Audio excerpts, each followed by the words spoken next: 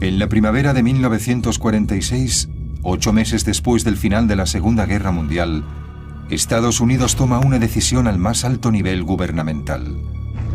Envían al fondo del mar uno de los sistemas armamentísticos más avanzados de Japón para evitar que caiga en manos de la Unión Soviética. Yo estaba atónito.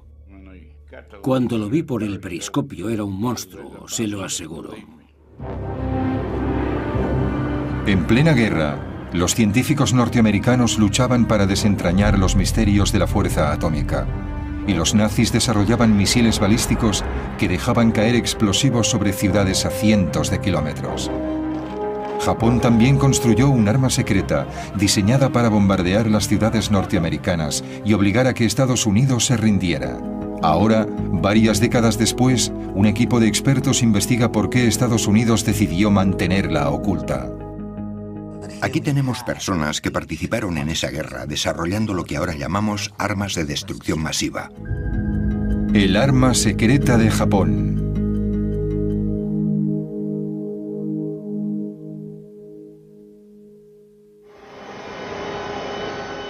En las cercanías de la isla de Oahu, exploradores submarinistas de la Universidad de Hawái están preparándose para una inmersión maniobrando su submarino de investigación en aguas profundas. Les confirmo posición, 24 grados... Están a unos 800 metros cuando descubren un naufragio de la Segunda Guerra Mundial del que se ha hablado a menudo, pero que nunca se había localizado. Un arma tan secreta que los norteamericanos no supieron de su existencia hasta el final de la guerra. Se han reunido 3 expertos para descifrar los secretos del programa japonés I-400. Podían rodear el Cabo de Hornos. Podían rodear el Cabo de Buena Esperanza. Son 59.500 kilómetros. Exacto, eso les daba una enorme cantidad de opciones estratégicas. Podían atacar en cualquier lugar del mundo. Era un sistema de armas global. La historia del secretísimo I-400 empieza poco después del mortal ataque de Japón a Pearl Harbor. Los japoneses atacan en diciembre de 1941 porque han visto que es una buena oportunidad. Sí. En esos momentos Japón tiene la marina más poderosa del Pacífico y se lanzan a ello. El arquitecto del ataque japonés de Pearl Harbor fue un almirante educado en Harvard, Isokoro Yamamoto. Su objetivo era conmover a Norteamérica con un golpe tan duro que la población civil se aterrorizara, se rindiera a Japón y pidiera la paz. Su ataque a Pearl Harbor consiguió hundir 5 acorazados, provocó daños en 3 destructores y varios barcos pequeños. Pero afortunadamente para los norteamericanos sus 3 portaaviones estaban en el mar el día del ataque. Fue el único error en el plan de guerra de los japoneses. También se equivocaron gravemente al pensar que Norteamérica no respondería al ataque. Un día después del ataque a Pearl Harbor, los norteamericanos declaran la guerra a Japón. Lejos de perder su valor, empiezan a reconstruir su dañada flota y emplean sus vastos recursos para derrotar a Japón.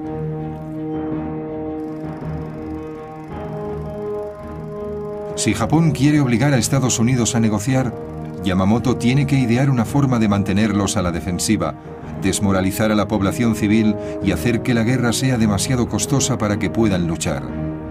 Y tiene que hacerlo deprisa.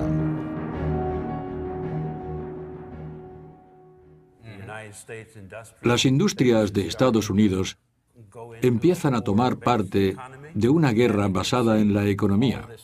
Y él sabe que cuentan con todos esos medios. Conoce la limitada capacidad de la sociedad japonesa contra la gran capacidad de la sociedad norteamericana. Personalmente estaba en contra de una guerra con Estados Unidos, porque sabía que no podían ganar. Pero al mismo tiempo, como comandante en jefe de la flota combinada, sabía que tenía que elaborar una estrategia que hiciera viable la guerra de Japón contra Estados Unidos. En los meses siguientes a los de Pearl Harbor, desesperado, Yamamoto busca formas de llevar la guerra al corazón de Estados Unidos, aun sabiendo que está a miles de kilómetros. Estudia el éxito de los U-Boot alemanes, los letales submarinos nazis que dan caza a los barcos en el Atlántico. Desde enero a julio de 1942, los U-Boat alemanes hunden 397 barcos que transportan millones de toneladas de suministros destinados a Gran Bretaña. Algunos fueron torpedeados cuando estaban a la vista de tierra estadounidense. Si los submarinos alemanes pueden acercarse tanto a la costa este de Estados Unidos, ¿por qué los submarinos japoneses no pueden aterrorizar la costa oeste? ¡A sus puestos! Para probar su teoría, Yamamoto ordena una serie de misiones contra la costa oeste de Estados Unidos. Envía un submarino a Santa Bárbara, California, para que bombardee una refinería de petróleo. Provocó pocos daños, pero desencadenó el miedo a una invasión japonesa a todo lo largo de la costa oeste. A lo largo del Pacífico se persigue al submarino japonés que ha traído la guerra a tierra estadounidense.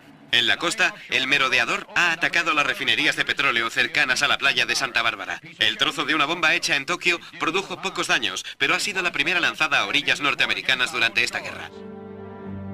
Al día siguiente, la Brigada de Artillería Costera dispara 1.400 misiles antiaéreos contra lo que creen aviones enemigos, pero no se confirma el avistamiento.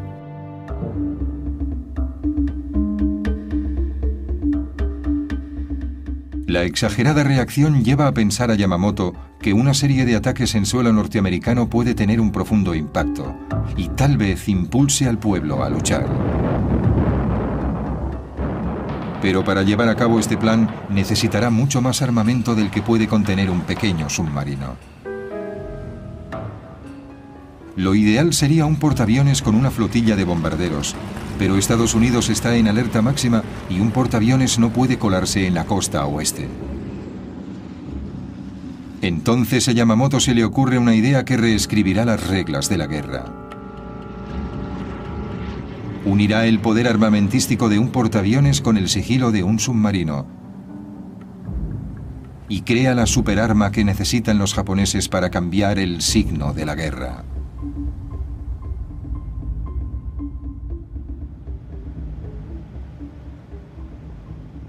La idea de un submarino que transporte un avión no es nueva, pero solo para una misión específica, el reconocimiento.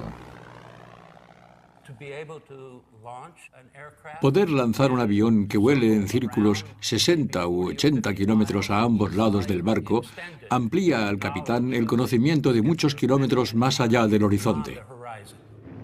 Pero Yamamoto quiere ver si un submarino que lance un avión puede convertirse en un arma ofensiva, que no solo sea un aparato de reconocimiento. Ordena otra misión de prueba. Esta vez un pequeño avión lanzado desde un submarino bombardea Oregón esperando el inicio del fuego enemigo.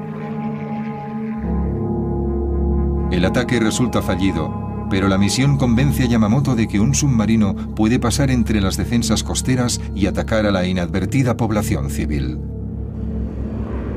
Si un solo avión lanzado desde un submarino puede sembrar el pánico, tal vez una flota pueda aterrorizar y humillar a Norteamérica. Poder llegar a su destino y lanzar un ataque por aire sin ser descubiertos daría a los japoneses una ventaja que ninguna otra marina, ninguna otra fuerza tenía durante la guerra. Yamamoto ordena a sus ingenieros que diseñen una flota de portaaviones submarinos que puedan cruzar el Pacífico sin ser detectados, desde donde lanzarán un escuadrón de bombarderos de alta tecnología que atacarán las ciudades de la costa oeste para desaparecer después sin dejar rastro, como los U-Boat germanos.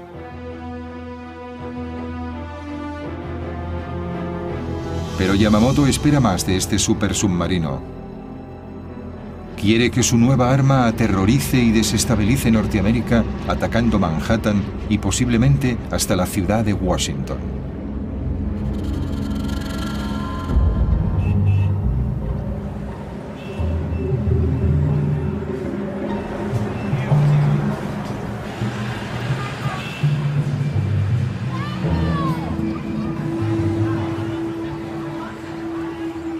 Yamamoto llama a este nuevo submarino sin precedentes I-400 y lo declara alto secreto. Ahora, los japoneses tienen que hallar la forma de construir esta superarma a tiempo para que afecte a la guerra.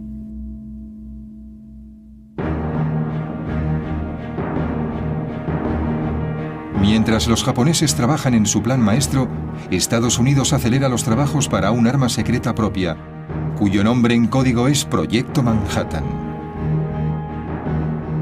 La bomba atómica. Robert Oppenheimer, profesor de física de la Universidad de California, está al frente de las investigaciones. Oppenheimer reúne a los mejores ingenieros y físicos de la nación para resolver el enorme desafío técnico que supone dividir el átomo y crear un arma de destrucción masiva.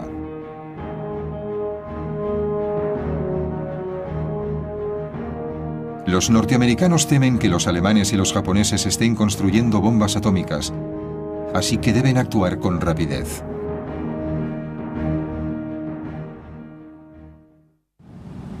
El submarino estándar de la época tiene forma de cigarro, con un casco cilíndrico de unos 100 metros de largo. Entonces nadie sabía si un submarino convencional podía soportar un pesado hangar y 3 aeroplanos en la cubierta. Cuando montemos esas piezas, tendremos la maqueta de un submarino que tiene las medidas a escala de un submarino 10 veces más largo que ancho. El doctor Harold Vincent, ingeniero oceánico de la Universidad de Rhode Island, construye un hangar a escala de la maqueta del submarino para ver qué ocurre.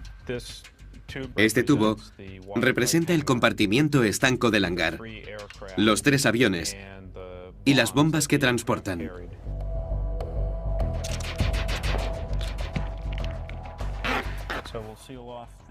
Sellaremos el extremo del hangar por aquí y veamos qué sucede cuando lo sumergimos.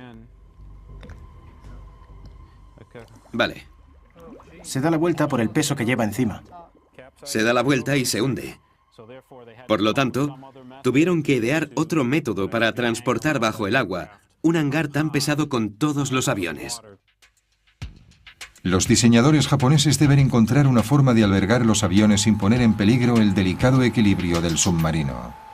Se necesita un hangar muy grande que empiece aquí a lo largo de la superestructura y que termine aquí. Hay que trasladar aquí el área de navegación, a un lado del barco y en la parte de arriba, que es mucho más amplia.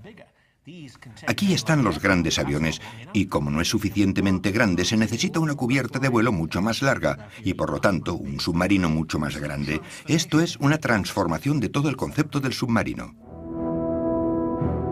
La guerra en el Pacífico no va como esperaban. Yamamoto ataca la flota norteamericana en Midway, una base clave en el Pacífico. Su objetivo es hundir los portaaviones que no estaban en Pearl Harbor.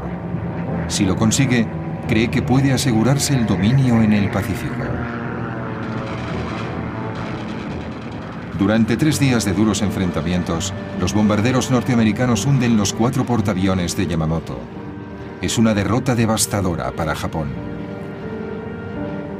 Con la flota de portaaviones diezmada, la necesidad de un arma escurridiza que pueda transportar aviones sin ser detectada es crítica. Pero primero debe resolver el desafío técnico de construir un submarino que no zozobre. Pásalo alrededor y veamos qué ocurre. Y dan con una solución innovadora.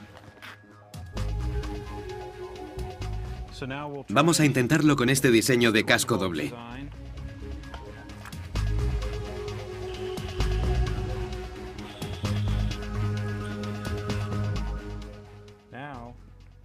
Ahora es muy estable. Se mantiene y no se da la vuelta. 2 cilindros, uno junto al otro, como una escopeta de 2 cañones. Con el mayor problema resuelto, los japoneses pueden por fin empezar a construir su nueva y monstruosa arma y seguir en la guerra. La construcción de los submarinos gigantescos empieza en enero de 1943. El nuevo reto para Yamamoto será utilizar su nueva superarma de la forma más efectiva que sea posible. Por la grave escasez de acero y mano de obra en Japón, solo podrá encargar 18 unidades. Cada submarino transportará 3 bombarderos cargados con una sola bomba, lo que supone como máximo 54 bombas por misión, un armamento muy limitado. En una sola noche, los bombarderos nazis lanzaron sobre Londres 1.400 bombas altamente explosivas. El ataque duró 57 noches, pero aún así, los británicos no se rindieron.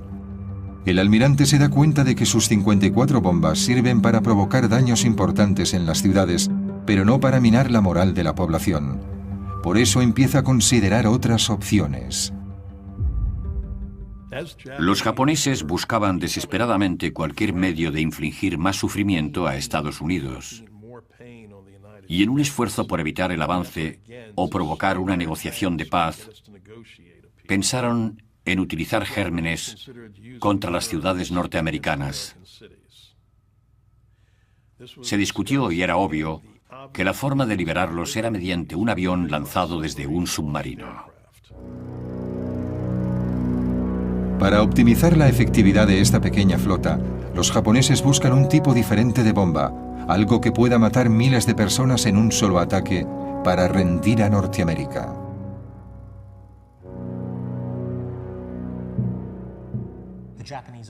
El ejército japonés estaba fabricando ese tipo de armas en Manchuria en muy malas condiciones, por cierto, y parecía que la marina japonesa estaba interesada en usar bombas de anthrax. Los elementos más radicales del ejército y de la marina abogaban por ese, diríamos, insano plan. Japón ya había demostrado su disposición a usar armas biológicas. El comandante Shiro Ishii del ejército imperial japonés mandaba la unidad 731, un programa encubierto para la guerra biológica y química que se había experimentado en civiles chinos desde 1930. En su laboratorio se criaba una plaga de moscas infectadas que liberaban en aldeas confiadas. Otras eran infectadas con anthrax y cólera. Mujeres y hombres eran infectados con enfermedades venéreas. Unos 200.000 chinos murieron como resultado de esos horribles experimentos. Algunos líderes militares japoneses protestaron por el uso de armas biológicas por razones humanitarias, pero sin duda, un arma de destrucción masiva lanzada en una ciudad de Estados Unidos causaría una gran cantidad de bajas y sería mucho más efectiva para sembrar el terror entre la población norteamericana que una bomba convencional.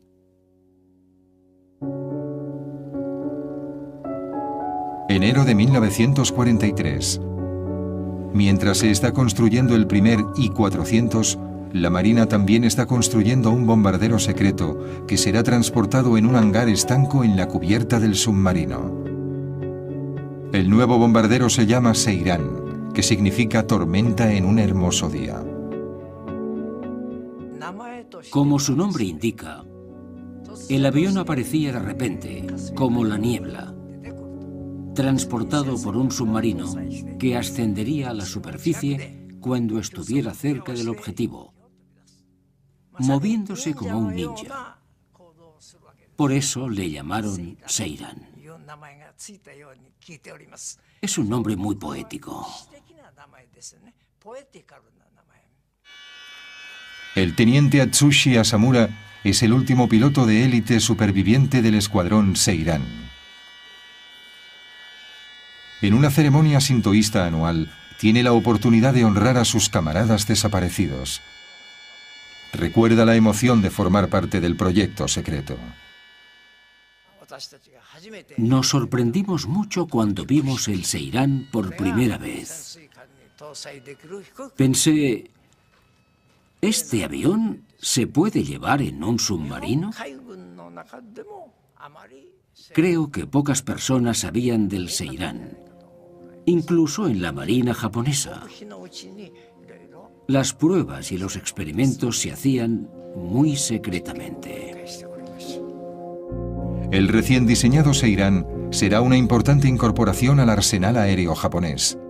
Con una bomba de 800 kilos y un motor de 1.400 caballos, alcanza una velocidad máxima de casi 500 kilómetros por hora. Pero los diseñadores del avión japonés se enfrentan a otro reto. Aunque el I-400 es más ancho que cualquier otro submarino de la época, el hangar montado en la cubierta solo tiene un diámetro de 3,5 metros. Este es el hangar del I-400 en el que tiene que caber este avión. Y aquí tenemos una vista frontal del Seirán. A la misma escala. A la misma escala. Vaya. El fuselaje cabe aquí, pero las alas y la cola no caben. Es evidente. Para solucionarlo, los japoneses diseñan unas alas parecidas a las del Grumman Hellcat, el caza más potente de la flota estadounidense transportado en portaaviones. Para minimizar el tamaño de los aviones y almacenarlos bajo las cubiertas, las alas de los Hellcat giran 90 grados y se doblan sobre el fuselaje. Los diseñadores del Seirán llevan la idea un paso más allá.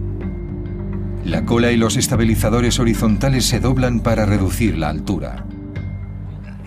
Haciendo todo eso cabe perfectamente. Precisamente. Es impresionante. Pero a los diseñadores japoneses les queda otro problema por resolver. Una vez el submarino llega a su destino, cada uno de los motores del Seirán tardan 20 minutos en calentarse antes del lanzamiento. Encender los motores en el hangar mientras el submarino está sumergido expondría a la tripulación a los letales humos del monóxido de carbono. Pero calentar los motores con el submarino en la superficie los expone a los radares y los ataques aéreos. Si los japoneses no encuentran una solución, su submarino portaaviones morirá en el agua. En un pequeño aeropuerto de Connecticut, Craig McBurney investiga los retos que presentaban los motores de alto rendimiento de los cazas durante la Segunda Guerra Mundial. Este es su proyecto, un extraño motor de 28 cilindros de un Corsair con base en un submarino de guerra de Estados Unidos. Es más grande que el motor del Seirán, pero comparten el mismo problema. Voy a ponerlo en marcha. En marcha. Va muy despacio. Apágalo. A veces el motor ni siquiera se pone en marcha. No me gusta el sonido que tiene.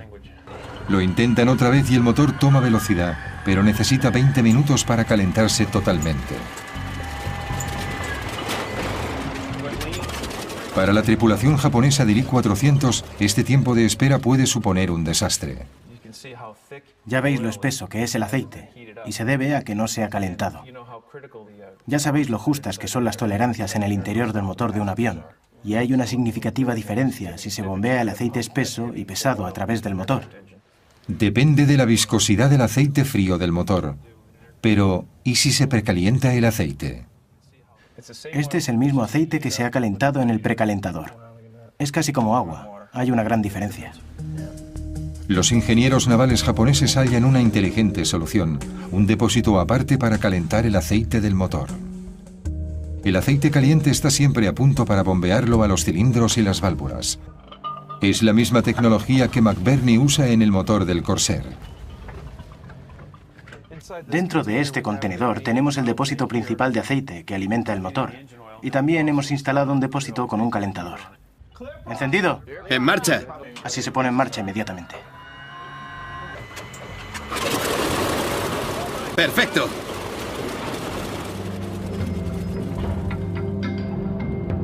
Con el aceite del motor precalentado, el avión sale del hangar hacia la rampa de despegue. El motor está en marcha. Las alas, la cola y los estabilizadores horizontales se despliegan y se colocan en posición. Se le colocan los flotadores y el avión despega hacia su misión. Ajustamos mucho el tiempo necesario para el lanzamiento, al segundo. Despegaba el primer avión, luego el segundo y después el tercero. El objetivo era que los 3 aviones despegasen tan rápidamente como fuera posible. Queda un último detalle que pulir. El I-400 no es lo bastante largo para que los aviones aterricen, y cuando vuelven, los serán, amerizan y son recogidos por una grúa hidráulica que los coloca en la cubierta.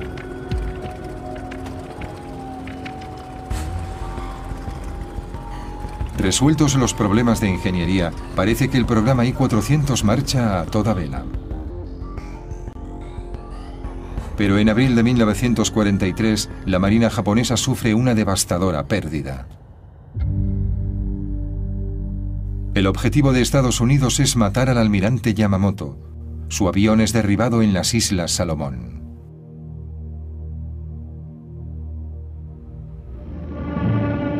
Con la desaparición del visionario creador del I-400, el programa queda en el atolladero. El pedido de 18 submarinos se rebaja a solo 9 unidades.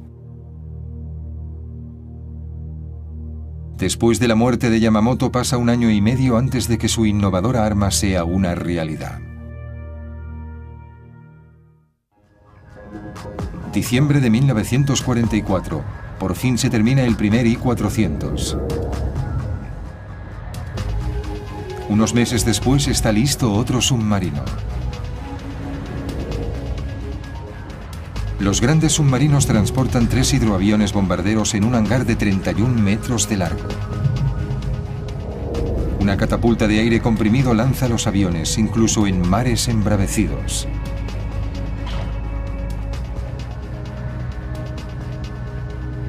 Con 121 metros de largo, el I-400 es el mayor submarino de los mares. Además, va fuertemente armado.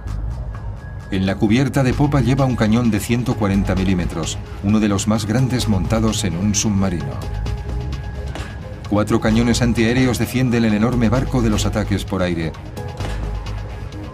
Y está armado con 8 tubos de torpedos situados en la proa. El hombre designado para liderar el programa I-400 es Tatsunosuke Arizumi. Estaba al mando del ataque submarino a Pearl Harbor. La tripulación ha sido escogida entre lo mejor de la Marina y es bien tratada. La moral de los hombres es alta, pero el alto mando japonés conoce la realidad. Estados Unidos domina en el Pacífico y Japón tiene que contraatacar con dureza. En marzo de 1945, el vicealmirante Jisaburo Osawa considera la idea de utilizar los Seirán para liberar armas biológicas en la costa oeste de Estados Unidos. Pero un mes después prevalece la sensatez. El general Yoshihiro Umezu, del ejército imperial, califica la guerra biológica de crimen contra la humanidad. Los japoneses buscan un objetivo diferente para su secretísimo I-400. El Canal de Panamá era crucial para el paso de las fuerzas navales al Océano Pacífico. Y por eso los japoneses querían atacarlo. Si Japón podía apoderarse del canal, evitaría el tráfico de barcos durante meses, y las fuerzas aliadas tendrían que seguir una ruta mucho más larga, rodeando el Cabo de Hornos. Los estrategas navales preparan la misión. El plan era algo así. Esta flotilla de 4 submarinos transportaría 10 aviones que podían recorrer una buena distancia desde Quebec. Sí, navegando por el Pacífico. Unos 13.000 kilómetros hasta llegar al punto de lanzamiento, en el Ecuador, más o menos por ahí. Luego emergerían y lanzarían sus 6 aviones lo más deprisa que pudiesen. Y para sorprender totalmente al enemigo, llegarían de distintas direcciones. Volarían sobre Colombia, girarían bruscamente y de repente. Y luego, tal vez, descenderían a un nivel bajo, enfilarían el canal y atacarían por el extremo norte a estas compuertas. La misión sería extremadamente peligrosa para la flota y la tripulación de los I-400. Los submarinos tenían que hacer el viaje hasta el Canal de Panamá por aguas enemigas. En el verano de 1945, el Pacífico era un lago norteamericano y eso suponía que era relativamente difícil que cualquier barco enemigo entrara en el área del Canal de Panamá.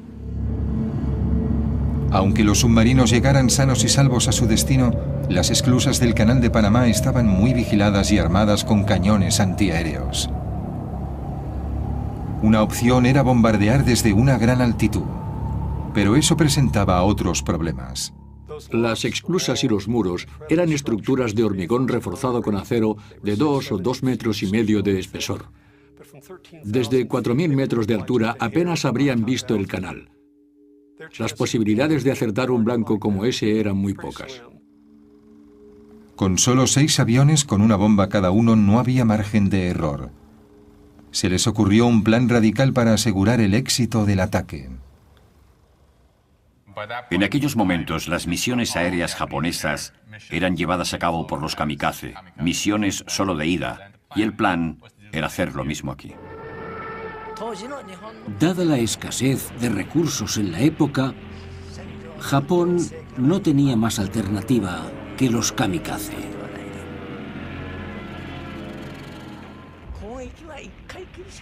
Sé que es una controversia, que muchas personas están en contra, pero creo que entonces no había elección. Sabíamos que probablemente no dieran en el blanco, incluso con varias bombas. Así que la única opción eran los kamikaze. Mientras la tripulación del I-400 se entrena para su misión en el Canal de Panamá, el proyecto Manhattan también se prepara para la suya. Un comité ha hecho una lista de posibles blancos para su bomba atómica.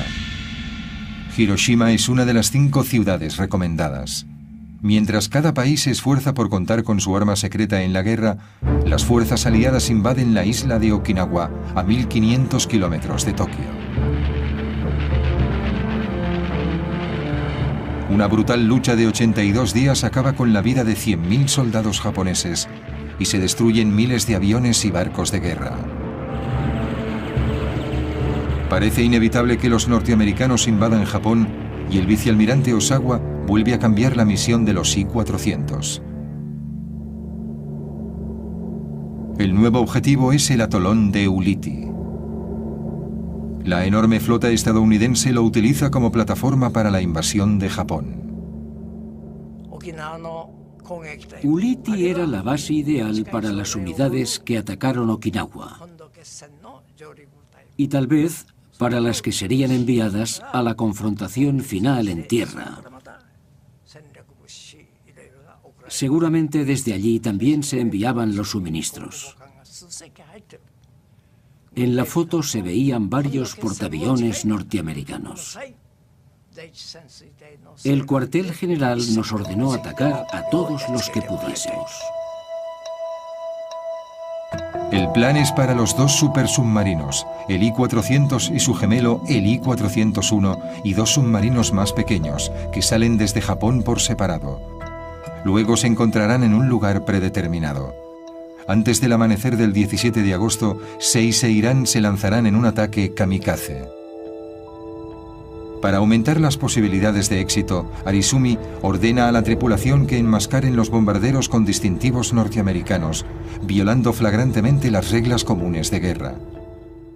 Los propios pilotos pusieron objeciones a pintar los aviones con los colores norteamericanos. Pensaban que era deshonroso, estaban dispuestos a morir y sabían que no regresarían.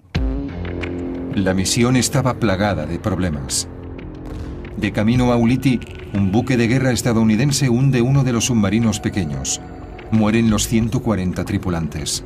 Es una señal de lo que le espera a la flota. En un esfuerzo por evitar los barcos enemigos, Arizumi decide dar un rodeo y cambia el punto de encuentro. Pero su mensaje no se recibe y el grupo no llega a reunirse. Mientras el I-400 y el I-401 revisan su plan de ataque, la radio emite una sorprendente noticia.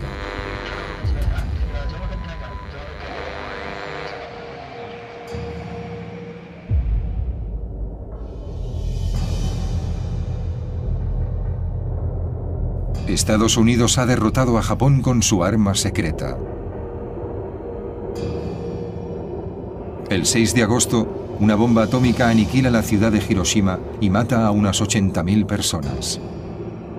El 9 de agosto, una segunda bomba cae sobre Nagasaki. Provoca 40.000 muertes y deja la ciudad en ruinas. 6 días después, el 15 de agosto, Japón se rinde a Estados Unidos.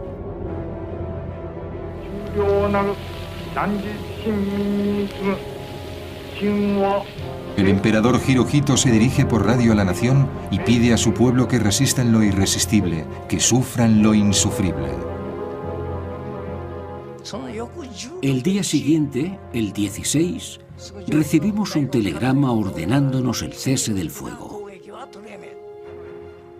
Al recibir ese increíble telegrama, gradualmente fuimos asumiendo la realidad. Entonces empezó a bordo el verdadero drama. En aquella época, rendirse y seguir vivo no existía en la Marina Imperial japonesa. Los capitanes de los 2 submarinos I-400 deciden cambiar el curso y regresar a Japón. Nadie quiere rendir esos costosos barcos ni sufrir la humillación de ser capturado en aguas enemigas. Para proteger su secreto, Arizumi ordena a la tripulación de los 2 I-400 que hundan en el océano los Seiran con los distintivos norteamericanos. Los submarinos japoneses no son un peligro para la flota norteamericana. El 28 de agosto, 2 destructores estadounidenses divisan al I-400 a 300 kilómetros de las costas japonesas. El gigantesco submarino intenta escapar, pero se rinde sin luchar. Harry Arvidsson es uno de los primeros norteamericanos que aborda el I-400. Cuando nos acercamos al submarino y vi cómo era, pensé, es lo más grande que he visto en mi vida. Luego, el 29 de agosto, un submarino norteamericano, el USS Segundo, avista el I-401. Carlo Carlucci era furriel del submarino norteamericano. Eran las 2 o 3 de la madrugada, antes del amanecer. Y entonces lo detectaron en el radar. No sabían qué era hasta que estuvieron bastante cerca. Tsuji Oyata era un joven marinero del supersubmarino japonés. No queríamos rendir aquel magnífico barco a Estados Unidos. Pensamos que era una vergüenza que lo capturaran. Aunque la guerra ha terminado, los norteamericanos no saben cómo reaccionarán los japoneses. La situación era confusa. No sabías qué pasaría. No sabíamos si dispararían o no.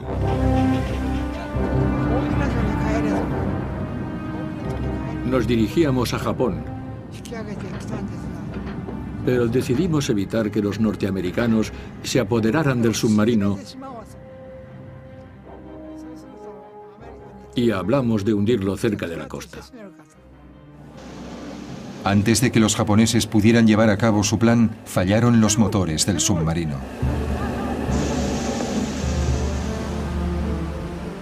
El segundo hizo señales al enorme submarino para que se rindiera, pero Arizumi se negó. Pasaron varias tensas horas con las armas del segundo apuntando al I-401. Muneo Bando recuerda la captura.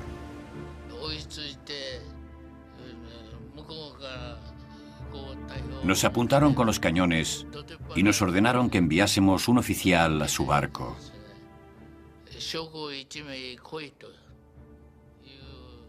Dijimos, ¿qué quieren? ¿Que enviemos a alguien? Envíennos a alguien.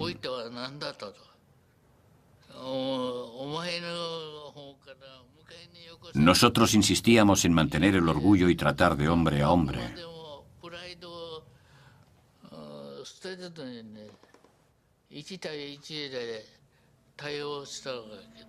Bando habla algo de inglés y lo envían a negociar con los norteamericanos.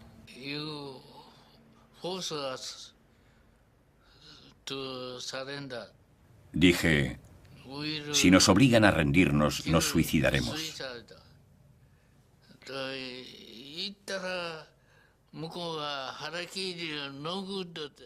Me contestaron, el harakiri no es bueno. Entendieron la palabra harakiri. Tokio ordena al I-401 que se rinda al segundo. Finalmente Arizumi asume lo inevitable y se iza la bandera negra, la señal internacional de rendición. Pero para el comandante Arizumi, la humillación de la derrota es demasiado grande. Fui a tomarme una taza de café y me senté un rato. Oí un fuerte bang. Se había suicidado. El capitán y yo entramos corriendo y vimos que se había quitado la vida. El capitán dijo, finalmente lo ha hecho.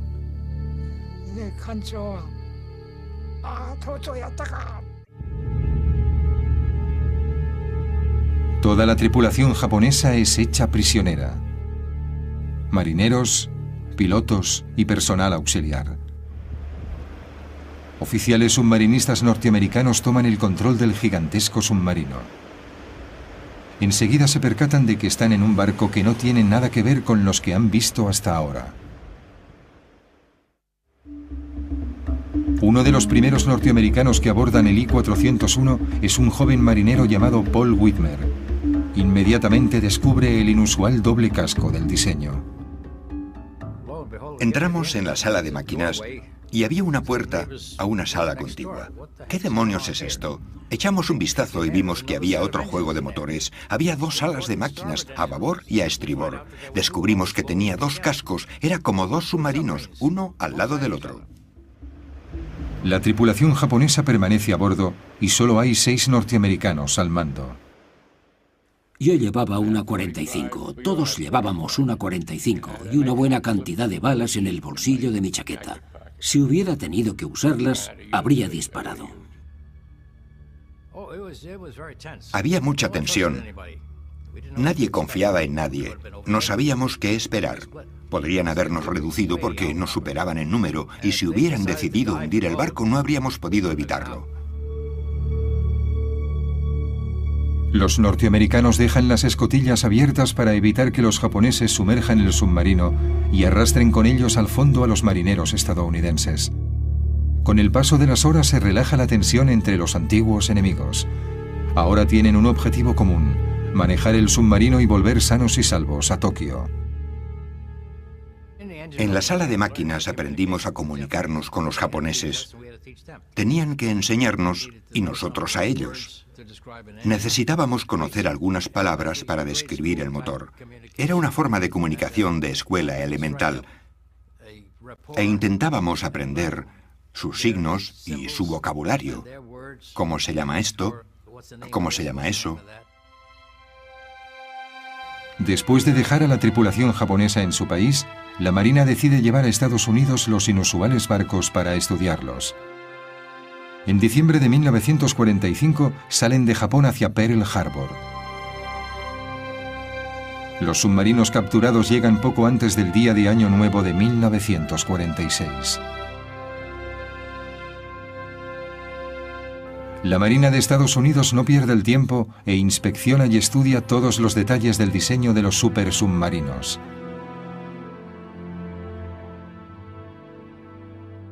Pero en la primavera de 1946 se hace patente una nueva situación y los I-400 vuelven a ser secretos. Esta vez Estados Unidos los oculta a la Unión Soviética. Grandes submarinos portaaviones para ataques estratégicos a sus enemigos son exactamente lo que no quieres que tengan los rusos. No. Había estallado la Guerra Fría. Exacto. Empezaba así. El principio de la Guerra Fría. Antes de que los rusos envíen una delegación para inspeccionar los submarinos, la Marina de Estados Unidos toma una precipitada decisión.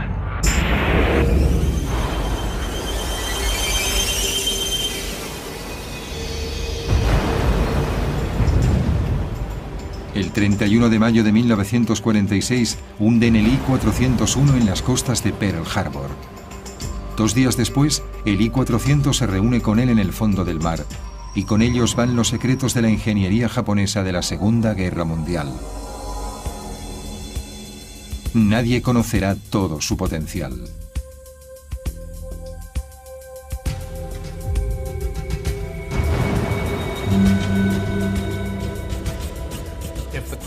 La pregunta es, ¿habría cambiado el I-400 el curso de la Segunda Guerra Mundial? Seguramente no. Yo creo que no. Exactamente. Habría empeorado las cosas en 1942, pero en 1945 no. Cierto. Japón se rindió por la superioridad aplastante del material de Estados Unidos. Estados Unidos se esforzó y deseaba desplegar esa fuerza arrolladora hasta vengarse del ataque a Pearl Harbor. Aunque las posibilidades de éxito eran escasas, no se puede discutir que los I-400 eran unas armas sorprendentes. Un triunfo de la tecnología que llegó demasiado tarde. Pero lo más importante es el precedente que sentaron para la lucha submarina en la Guerra Fría, al amanecer de la era atómica. En los años 50 hizo su aparición un nuevo tipo de submarino norteamericano con una gran semejanza con el supersubmarino japonés. La clase Regulus, con hangar sobre la cubierta para el lanzamiento de misiles en vez de aviones, abriendo el camino a los submarinos portamisiles que son el centro del moderno arsenal nuclear. Yo no creo que nadie pensara en submarinos que pudieran atacar ciudades enemigas.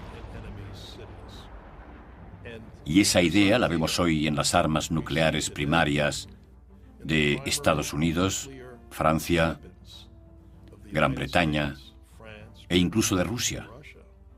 Misiles con cabeza nuclear que pueden ser lanzados desde submarinos contra ciudades enemigas.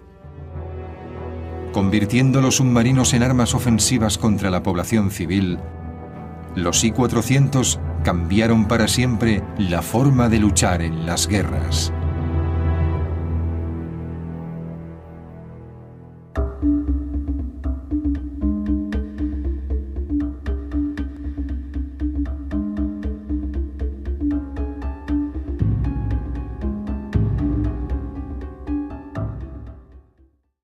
Pero al mismo tiempo, como comandante en jefe de la flota combinada, sabía que tenía que elaborar una estrategia que hiciera viable la guerra de Japón contra Estados Unidos.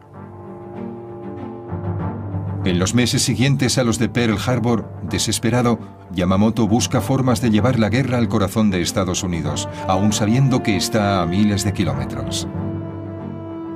Estudia el éxito de los U-Boat alemanes, los letales submarinos nazis que dan caza a los barcos en el Atlántico. Desde enero a julio de 1942, los U-Boat alemanes hunden 397 barcos que transportan millones de toneladas de suministros destinados a Gran Bretaña. Algunos fueron torpedeados cuando estaban a la vista de tierra estadounidense. Si los submarinos alemanes pueden acercarse tanto a la costa este de Estados Unidos, ¿por qué los submarinos japoneses no pueden aterrorizar la costa oeste?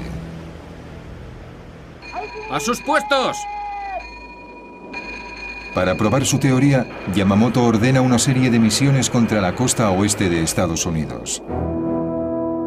Envía un submarino a Santa Bárbara, California, para que bombardee una refinería de petróleo.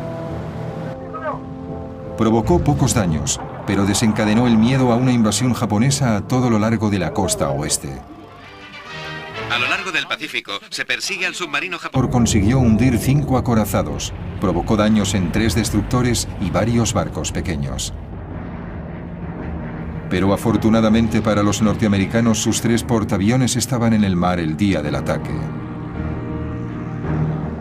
Fue el único error en el plan de guerra de los japoneses. También se equivocaron gravemente al pensar que Norteamérica no respondería al ataque. Un día después del ataque a Pearl Harbor, los norteamericanos declaran la guerra a Japón. Lejos de perder su valor, empiezan a reconstruir su dañada flota y emplean sus vastos recursos para derrotar a Japón.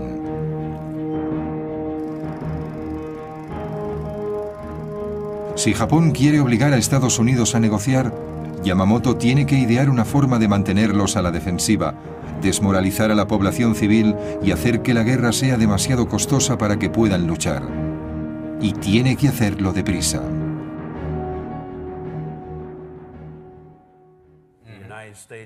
Las industrias de Estados Unidos empiezan a tomar parte de una guerra basada en la economía.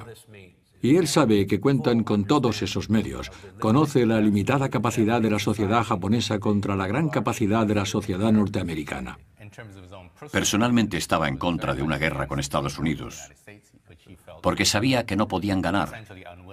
Japonés que ha traído la guerra a tierra estadounidense. En la costa, el merodeador ha atacado las refinerías de petróleo cercanas a la playa de Santa Bárbara. El trozo de una bomba hecha en Tokio produjo pocos daños, pero ha sido la primera lanzada a orillas norteamericanas durante esta guerra. Al día siguiente, la Brigada de Artillería Costera dispara 1.400 misiles antiaéreos contra lo que creen aviones enemigos, pero no se confirma el avistamiento.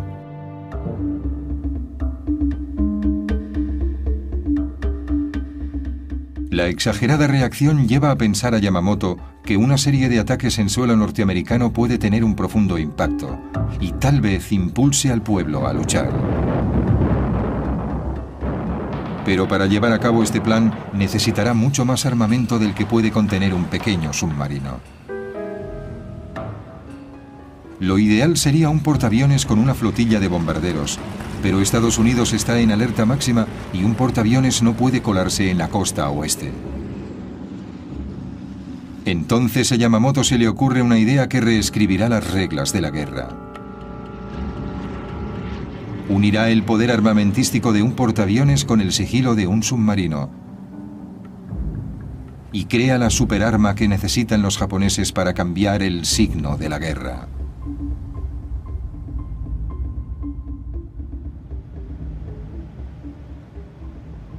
De Hawái están preparándose para una inmersión maniobrando su submarino de investigación en aguas profundas.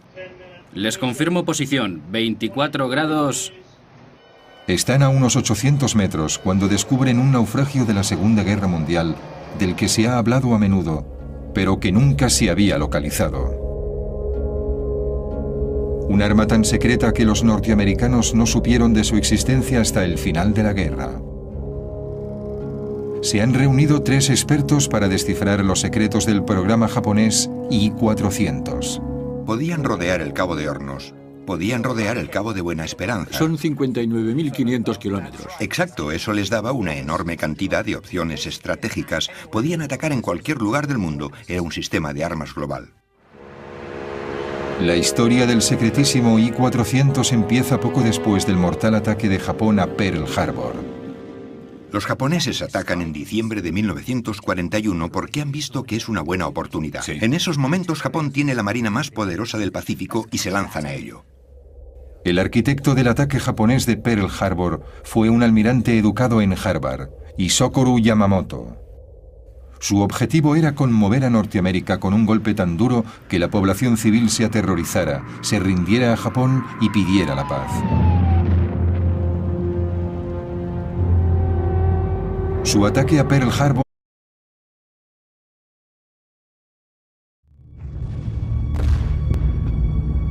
en la primavera de 1946, 8 meses después del final de la Segunda Guerra Mundial, Estados Unidos toma una decisión al más alto nivel gubernamental. Envían al fondo del mar uno de los sistemas armamentísticos más avanzados de Japón para evitar que caiga en manos de la Unión Soviética. Yo estaba atónito. Cuando lo vi por el periscopio era un monstruo, se lo aseguro. En plena guerra, los científicos norteamericanos luchaban para desentrañar los misterios de la fuerza atómica, y los nazis desarrollaban misiles balísticos que dejaban caer explosivos sobre ciudades a cientos de kilómetros. Japón también construyó un arma secreta diseñada para bombardear las ciudades norteamericanas y obligar a que Estados Unidos se rindiera. Ahora, varias décadas después, un equipo de expertos investiga por qué Estados Unidos decidió mantenerla oculta. Aquí tenemos personas que participaron en esa guerra, desarrollando lo que ahora llamamos armas de destrucción masiva. El arma secreta de Japón.